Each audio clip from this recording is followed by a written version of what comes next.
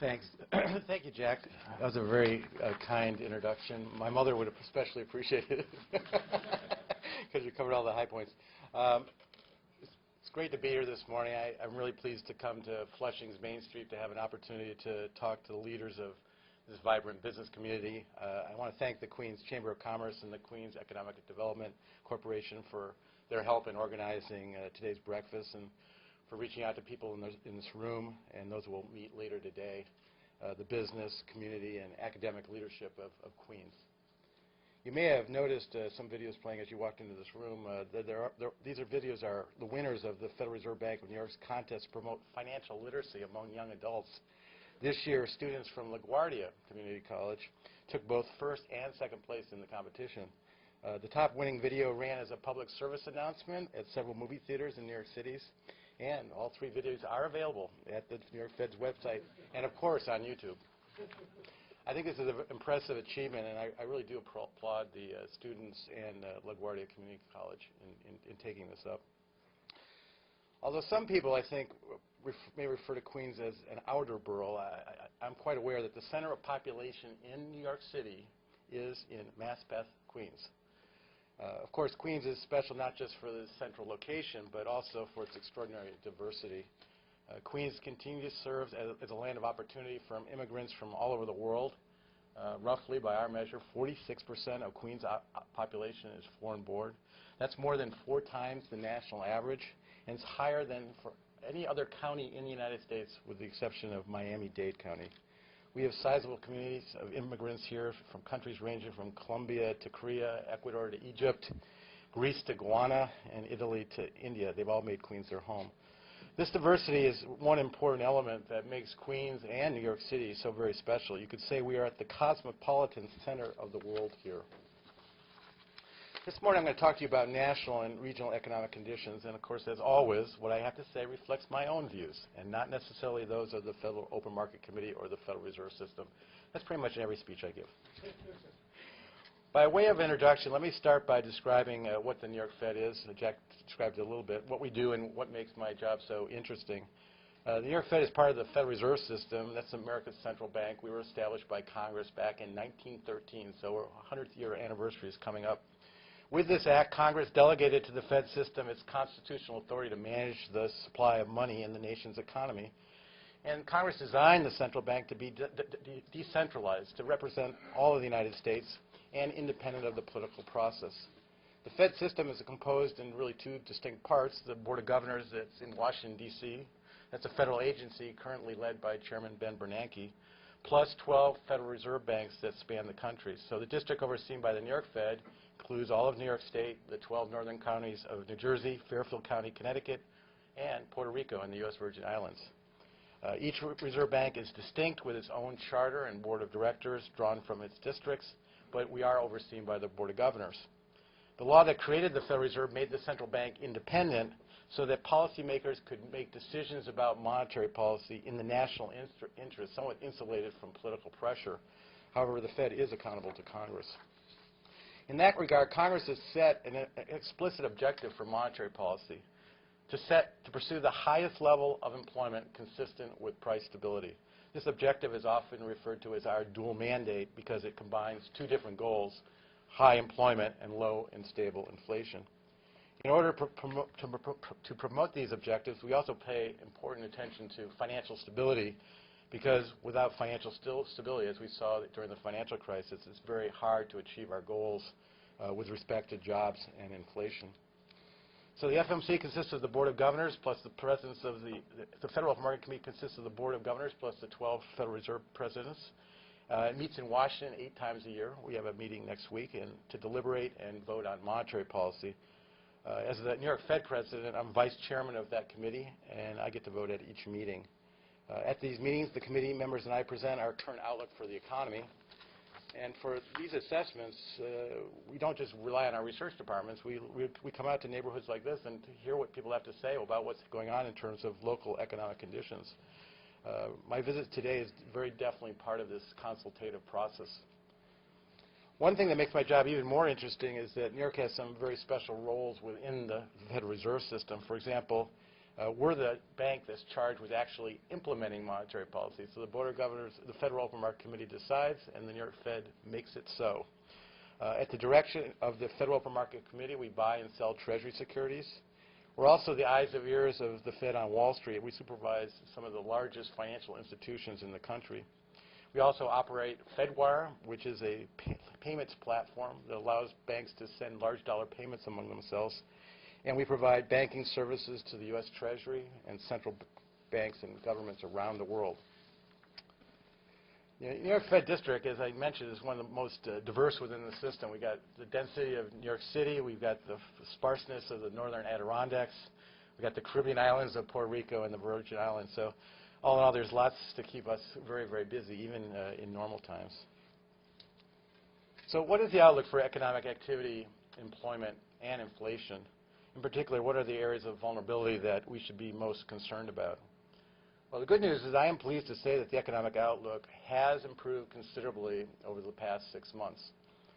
Despite this, we are still far away from achieving our dual mandate of maximum employment and price stability. Faster progress towards those objectives would be very welcome. But on the activity side, a wide range of indicators show a broadening and strengthening of demand by households and production by firms.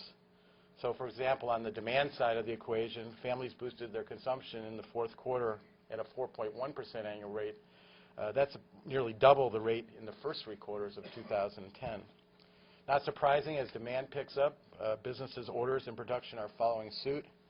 And this revival in activity, in turn, has been accompanied by improving consumer and business confidence. Combined, this contributed to growth in the fourth quarter of 2.8%. I actually suspect that growth rate of 2.8% understates how much momentum the economy actually has, because we got that growth despite a very, very sharp slowing in the rate of inventory accumulation, which pulled down the growth rate in the fourth quarter. In my view, what we're seeing in terms of the revival in demand and production and confidence strongly suggests that we may be much closer to establishing a virtuous circle that will support stronger growth. What I have in mind by this idea of a virtuous circle is one in which rising household and business demand generates more employment growth and income, which in turn bolsters confidence, which leads to further increases in spending. The only missing piece of the puzzle in this regard is we haven't really seen very strong employment growth as yet. We will need to see strong employment growth in order to be certain that this virtuous circle has been firmly established. Now, with respect to the labor market, last Friday's report was more promising. It did help resolve some conflicting signals. Over the last few months, on one hand, we've seen the unemployment rate fall very sharply from 9.8% to 8.9%. That's one of the sharpest falls that we've ever seen in such a short period of time in U.S. economic history. On the other hand, payroll employment growth gains, this is a separate survey, have been pretty modest, and they have not really been consistent with the big drop that we've seen in the unemployment rate. Well, last Friday, we learned that the economy added 192,000 jobs in February, and estimates of previous job growth for prior months were actually revised up a bit. So this is particularly encouraging, as is the growth that we're seeing in manufacturing employment. Over the past year, we've actually added factory jobs at the fastest rate since the 1990s, so more than a decade. The February figures really make me more confident that the weakness in job growth that we saw in January is really mostly due to the really poor weather we had. Everybody in this region, it was one of the most miserable Januaries. Other labor market indicators, such as initial claims for unemployment insurance, the employment components of other surveys that we do of manufacturing and the non-manufacturing sectors, also show improvement in labor market conditions. So I think we can be more confident there. Although there still is uncertainty over the timing and speed of the labor market recovery, though, I expect that job growth will increase considerably more rapidly in the coming months. And we should be very much welcome this. A substantial pickup in job growth is sorely needed. Even if we were to generate growth of 300,000 jobs per month, we would still have considerable slack in the labor market at the end of 2012. So why is the economy finally showing more signs of life? In my view, the improvement really reflects 3 developments. First, household and financial institution balance sheets continue to improve. On the household side, the 2008-2009 rise in the savings rate appears to have stabilized in the 5 to 6% range. Meanwhile, the amount of money that households need to service their debts for mortgages, cars, credit cards has fallen sharply to levels that prevailed back in the mid-1990s. Debt service has been pushed lower by a combination of things, including debt repayment, refinancing at lower interest rates, and debt write-offs. Financial institutions have strengthened their balance sheet through retained earnings and by issuing equity. As a result, we're finally seeing some measures of bank credit beginning to expand again. Second, monetary policy and fiscal policy have provided important support to the recovery. On the monetary policy side, we at the Fed have maintained unusually low short-term interest rates, and we've engaged in large-scale asset purchases. These measures have helped foster a sharp improvement in financial market conditions. For example, the stock market has risen sharply since last summer. And on the fiscal side, that's government spending and taxes, the economy has been supported by a shift in policy at the federal level towards greater fiscal stimulus in order to support growth. In particular, we saw a temporary reduction in payroll employment taxes at the beginning of the year, and that could have a pretty strong impact on growth during the first half of 2011. The third positive is that growth abroad, especially among emerging market economies, has been very strong, and this has led to an increase in demand for U.S. goods and services. Over the 4 quarters of 2010, real exports rose at over a 9% annual rate. And after a disappointing performance earlier in the year, net exports, so the difference between exports and imports, surged in the 4th quarter. The firming in economic activity, in short, is due both to natural healing process following the crisis and past and present policy support.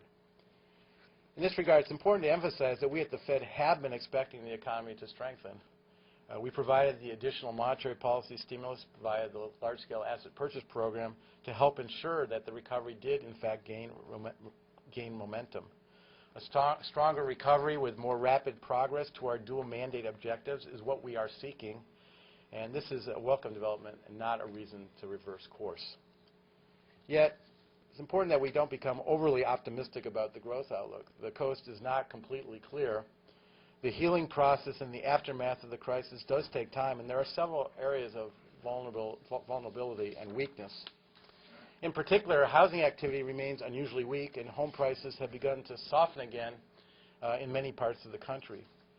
State and local government finances remain under stress, and this is likely to lead to further spending cuts, tax increases, and job losses in this sector that will offset at least part of the federal fiscal stimulus.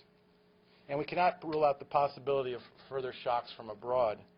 For example, higher oil prices cut into household purchasing power, and the situation in the Middle East and in northern Africa remains uncertain and dynamic. Also, we can't ignore the risk stemming from the long-term fiscal challenges that we face here in the United States.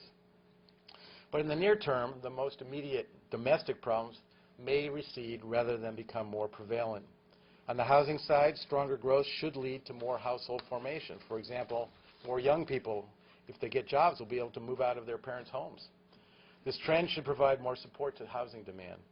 And anxieties about the large overhang of unsold homes, represented by the foreclosure pipeline, may overstate the amount of excess supply of housing.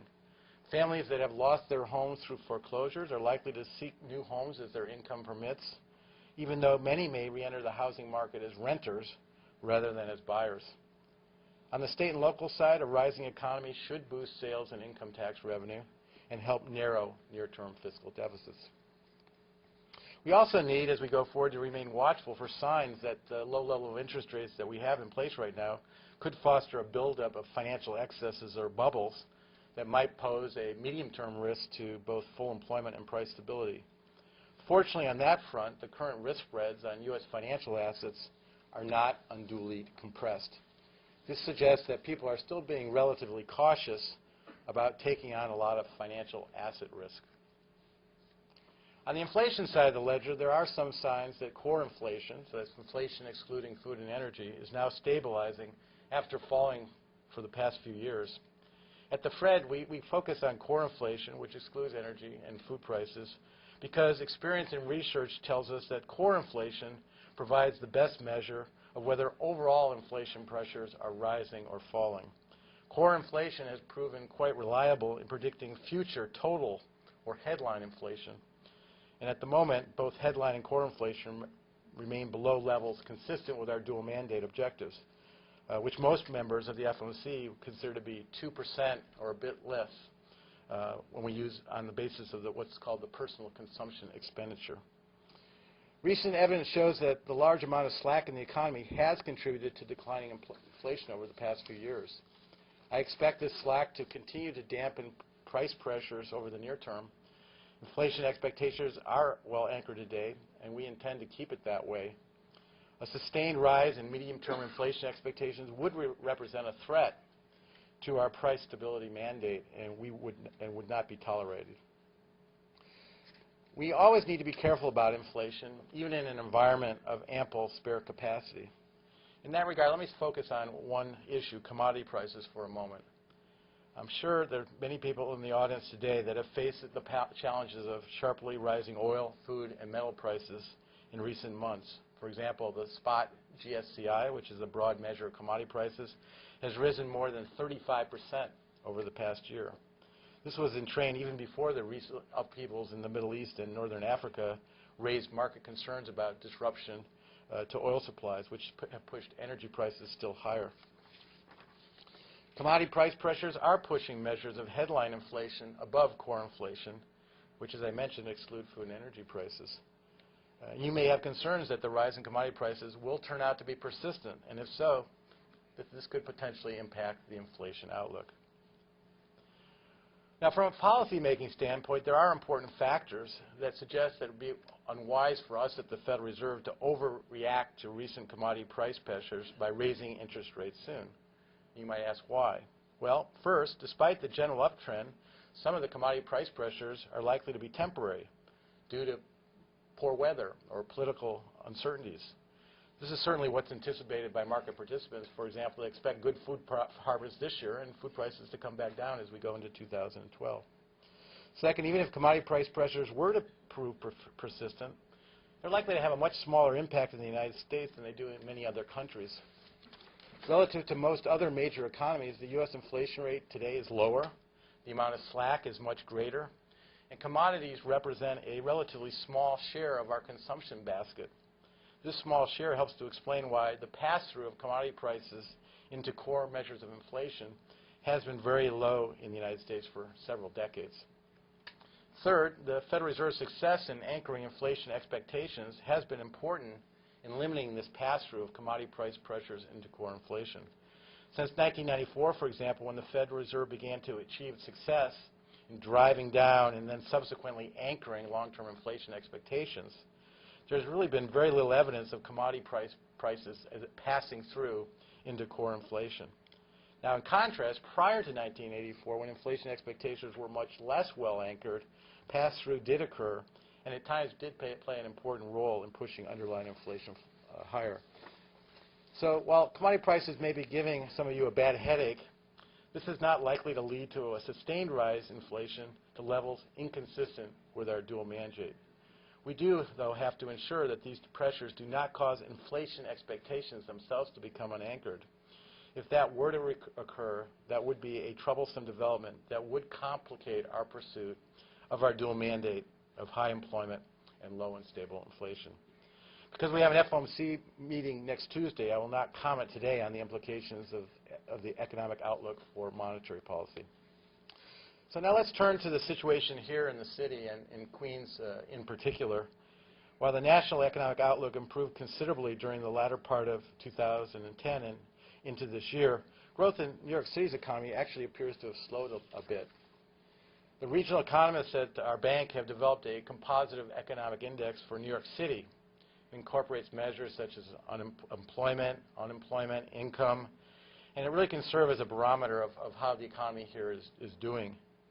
Based on this measures, the city's economic activity, which had declined fairly sharply throughout much of 2008 and all of 2009, rebounded at a pretty encouraging pace during the first half of 2010. Growth slowed in the second half of last year, but recently released employment data point to some pickup in the city's economy early in 2011, and the data suggests that the economic recovery in the city remains on track. Over the past year, employment in the city has expanded fairly strongly in a number of key industries, including finance, professional and business services, education and health, and tourism, including air transportations. Job losses in construction and government, however, continue to weigh down employment growth. Meanwhile, the New York City unemployment rate has edged down steadily over the past year, though it remains unacceptably high at 8.9%. Unfortunately, as is true in much of the rest of the country, much of the recent drop that we've seen in the unemployment rate here has come from people withdrawing from the labor market so that they are no longer counted as unemployed.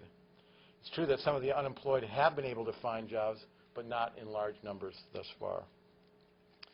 So where do Queens residents find employment? While many of them commute to work in other boroughs, primarily Manhattan, Queens does have a formidable industrial base of its own. As home to the city's two major airports, LaGuardia and JFK, the volume of air traffic coming through Queens ranks the third highest among U.S. counties. So not surprisingly then, transportation is Queens' largest industrial specialty. It accounts for 12% of total employment. That's 4 times the national average. And air transportation alone accounts for 6% of Queens' jobs. That's 15 times the nationwide share for air transportation. But that oversimplifies the situation in Queens, because Queens does have a diverse economy. There are jobs and businesses ranging from medical care to construction, not to mention printing. And there's a number of other manufacturing industries that benefit from being in such a large population center. Now, during the recent recessions, Queens' dynamic economy was hard hit, yet it proved more resilient than Manhattan's and much of the region. From the peak to trough, the unemployment declined by about 3% in Queens, far less than the roughly 7% plunge in employment that we saw at the national level, and less than the 4.5% loss in employment that we saw in New York City as a whole. Although we don't have borough-specific economic data that's quite as current as the citywide data, we do see from the data that we have that employment in Queens stopped declining during the first half of 2010. And we're hopeful that upcoming reports will show a sustained upturn. With the prospects of the national economy improving in 2011, the outlook for Queens' diverse and vibrant economy in New York City as a whole seems to be brightening as well.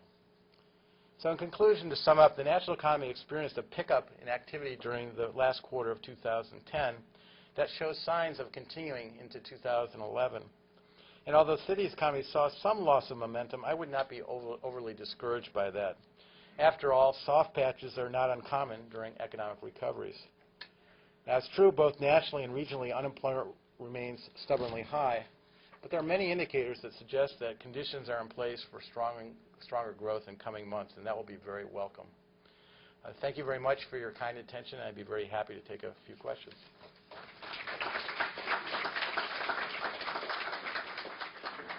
Good morning and welcome to Queens. We spoke earlier before you had a chance to get up and give your presentation. I'm an assemblyman in Eastern Queens, and one of the questions that small businesses in the district that I represent frequently bring to me, and I hear this from individual consumers, homeowners as well, is the lack of availability of credit. It's been written about and spoken about on a national level, but I would love to hear your thoughts on whether or not what people perceive to be a credit crunch is really true, and if so, what your insights might be into how that will get alleviated so that businesses who want to hire can borrow and invest in capital, and homeowners and individual consumers can have access to capital so that the economy can grow. So the question is about the availability of credit to finance the activities of small businesses, including their hiring. There's no question that there was a significant constraint on the availability of credit to small businesses, especially in the immediate aftermath of the financial crisis. We do a survey of lending conditions, and we saw for many months in a row banks tightening their lending standards. And small businesses were particularly hurt because a lot of startup small businesses rely on things like home equity lines of credit and credit cards to finance their startup operations. So we went through a very, very bad stretch. We're not completely through it, But what we do see is that banks are now starting to ease their lending standards. And we are starting to see a little bit of thawing in terms of creditability to business. Now, obviously, the weakness in home prices continues to be a problem. And so I don't think this is going to turn around very quickly. But I would say the worst is past.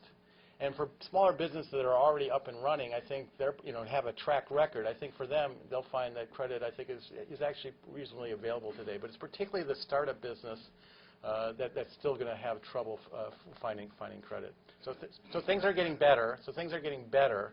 But they're not what I would say where we want them to be. When we have a financial crisis of this type of magnitude, it usually takes several years for the healing process to be complete. So I think we're out of the emergency room, we're out of intensive care, maybe we're even out of the hospital, but we're still not fully recovered yet. Is there anything that the Fed can do in terms of your role in lending money and making money available to banks to make sure that they then turn around and actually lend them to businesses and consumers? Well, we've done a number of things. One, we have set the level of short-term rates at a very low level to make credit affordable. Two, we've bought large-scale. We've purchased assets to augment the Fed's balance sheet to reduce longer-term interest rates. We supplied a large amount of bank reserves to the banking system, so the banks have plenty of liquidity to go out and lend.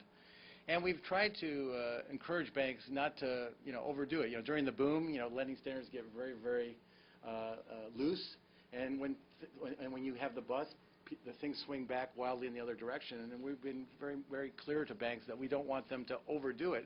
They have to do prudent lending, but they shouldn't overdo it in terms of how they react to the crisis. If you look at the bank credit numbers, we're actually starting to see signs of stability, and now start to see very small signs of an uptick in certain measures. So the news isn't good, but it's considerably better than where we've been. Thank you. Allied to his question, sir, the basis of the financial meltdown was the predatory and the other lending packages. This, of course, has hit Queens and Southeast Queens, where I represent a great deal. I'm Councilman James Sanders, Jr., former Chair of Economic Development for the City Council. Under Chair Blair, there was more of an activist nature of the Fed. There was far more activists. What can the New York Fed especially, and the Fed in particular, but the New York Fed do to become far more active on this approach? The banks are not modifying the loans, sir. They are not. Every statistic, everything is saying the same thing. What can you do to go back into the Blair tradition of a more active approach to get these banks to modify these loans? Well, there's a lot of efforts underway to examine what exactly went wrong in terms of the mortgage market, especially in terms of mortgage servicing, and to basically hold the banks accountable for what transpired. And there is some discussion that you've probably seen in the press that there could be a settlement that could actually be used to finance mortgage modifications. And so there is a process underway that I have some hope that will be, helpful in this respect. Bank of America on that very issue, sir. I have the financial document from the federal government, the research that has been done on the cause, but the banks are pushing back. Somebody has to bite the bullet. Is it a question of the investors? Is it a question of the banks? Some question of government, if you wish. The idea of a bad bank or something has to occur. Otherwise, we never will get out of this financial crisis, and the Fed can take a far more active role in this, sir. I think that mortgage modifications are definitely part of the solution of getting the housing sector back on its feet. It's complicated, though, because the mortgages are dispersed, and it's hard to coordinate all the pieces, as we've seen. I mean, the administration's had a number of initiatives in terms of mortgage modifications, and it's been hard to sort of press this forward. There is, as I mentioned, there is another looks like there's another initiative sort of underway, and I'm hopeful that that can make more progress, because I do think it is an important part of the solution in getting housing back on its feet. So thank you. Thank you for coming to Queens, sir. Good morning. I'd like to ask a question about the dollar. We talked about commodity prices, and obviously they're pegged to the dollar. At 76, 77, 78 cents right now that we're trading to the euro, the price of oil, the price of gold is obviously much more expensive than if the dollar was propped up and trading more towards parity. What are we going to do as a country, as the Federal Reserve, to increase the price of this dollar, buying dollars, bringing down the federal deficit, and making this country a stronger country again? Well, the issue with valuation of the dollar is really the province of the U.S. Treasury, not the Federal Reserve. The Treasury sets foreign exchange policy for the United States, so I'm not going to comment on where the dollar should be. It's true that when we set monetary policy in pursuit of our dual objectives of price stability and full employment, that it can have consequences for the dollar that we have to take into consideration in terms of how we set monetary policy. But the dollar is really not the primary goal of U.S. monetary policy. It's really the province of the U.S. Treasury. So you should talk to my my predecessor at the New York Fed. Thank you.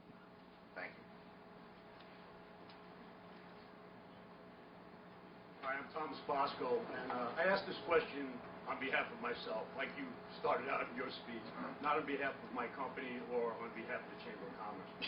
But given your dual mandate to control inflation while optimizing employment, the Fed engages in the buying of U.S. Treasuries through your quantitative easing program.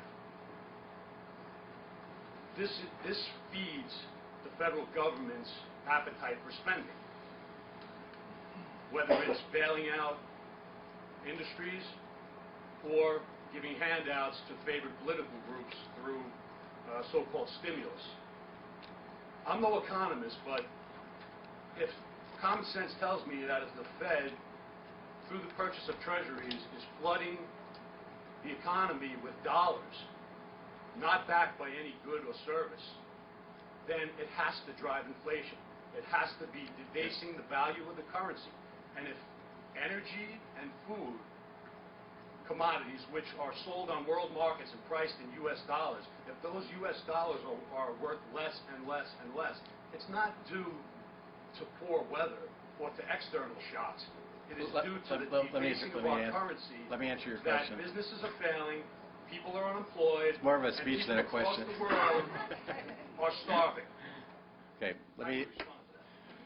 the Fed engaged in large-scale asset purchases for a very simple reason.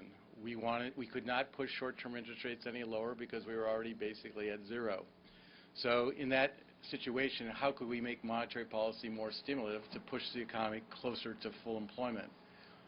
By buying treasuries, took long-term treasuries off the market that pushed down long-term interest rates, which stimulated the stock market, led to narrower credit spreads, and helped stimulate the economy. Now, people worry that these purchases are going to ultimately be inflationary, and I don't think they have anything to worry about for a couple of reasons. So let me explain. This is very, very important. This is like absolutely critical. In the old days, if we had done what we had done and created lots of reserves in the banking system, we would not be able to raise short-term interest rates. And at some point, when the economy picked up speed, interest rates would be too low, and the economy would overheat, and we'd have a lot of inflation. But in the fall of 2008, we got a new tool, the ability to pay interest on excess reserves.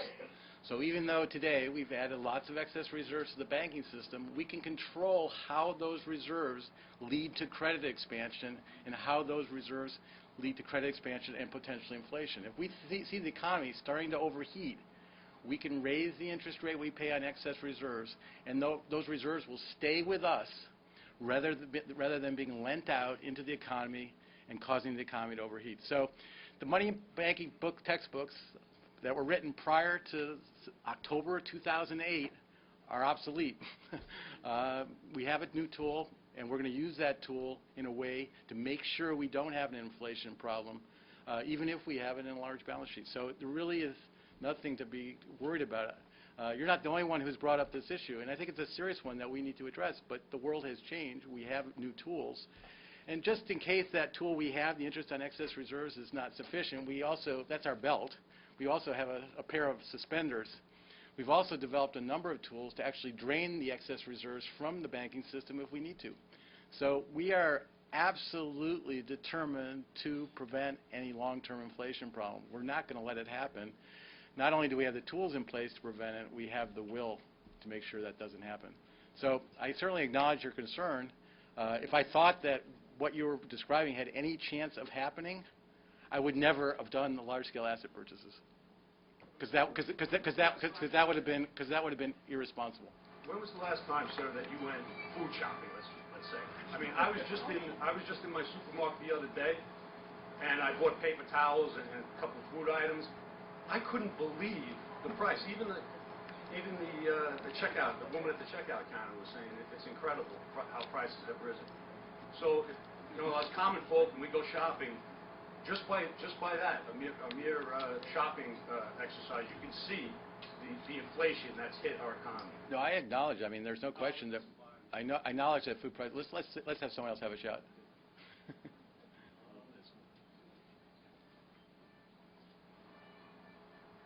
Thank you for being here. I guess you're getting a little bit of abuse, and I might as well add to it. My name's John Poston. I'm a financial advisor.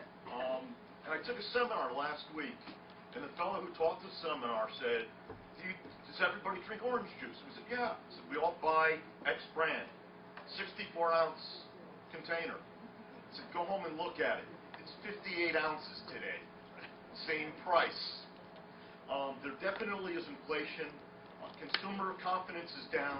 What can you do to alleviate or to help with consumer confidence? I think that's one of the biggest problems today. We're a consumer-driven society and economy, and we've got to start there. Okay, look, I certainly acknowledge that food prices have gone up, but a lot, people also forget that other prices are going down.